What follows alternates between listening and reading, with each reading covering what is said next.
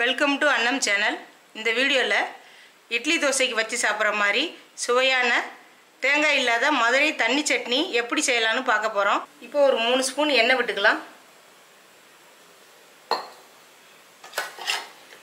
அதில் ஒரு 4 பச்சை மிளகாய் அதில் போட்டுக்கலாம்.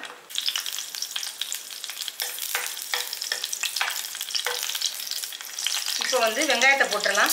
சின்ன வெங்காயம் போடுறேன். உங்களுக்கு பெரிய வெங்காயம் பிடிச்சதுன்னா பெரிய வெங்காயம் போட்டுக்கோங்க.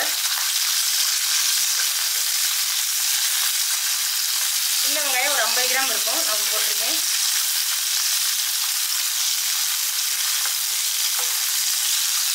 கொஞ்சம் நல்லா வதங்கட்டும். இது ஒரு 4 பேர் தாராளமாக சாப்பிடலாம்.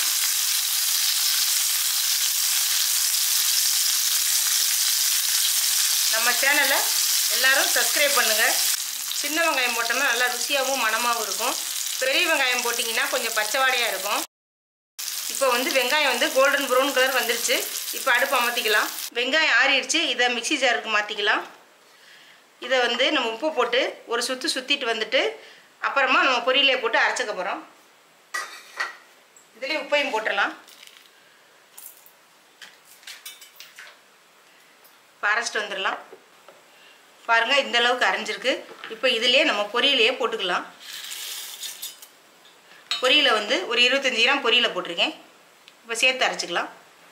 இங்கே பாருங்கள், இந்த அளவுக்கு அரைச்சிருக்கு. இப்போ இதில் 1/2 டம்ளர் தண்ணி ஊற்றிக்கலாம்.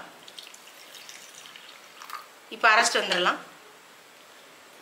பாருங்கள், இந்த அளவுக்கு அரைச்சாச்சு. இப்போ நம்ம பாத்திரத்தில் மாற்றிக்கலாம். சில பேருக்கு தேங்காய் ரொம்ப பிடிக்காது. அது அப்படி இருக்கவங்களுக்கு இந்த மாதிரி அரைச்சிக்கலாம். இப்போ நம்ம வெளியூரில் இருக்கோம், தேங்காய் கிடைக்கல அப்படின்னா நம்ம இந்த மாதிரி கூட அரைச்சிக்கலாம். சட்னி ரொம்ப டேஸ்ட்டாக இருக்கும். இப்போ அதில் தண்ணி ஊற்றி நம்ம கலந்துக்கலாம்.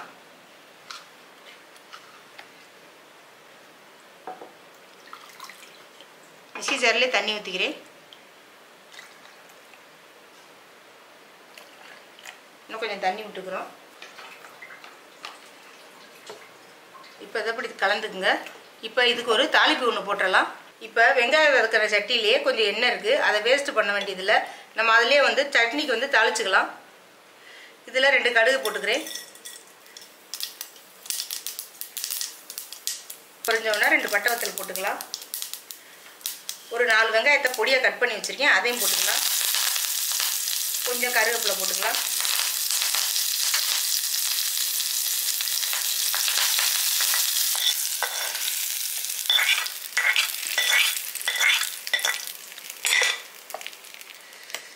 பாருங்கள், தேங்காய் இல்லாமல் அருமையாக சட்னி பண்ணிட்டோம்.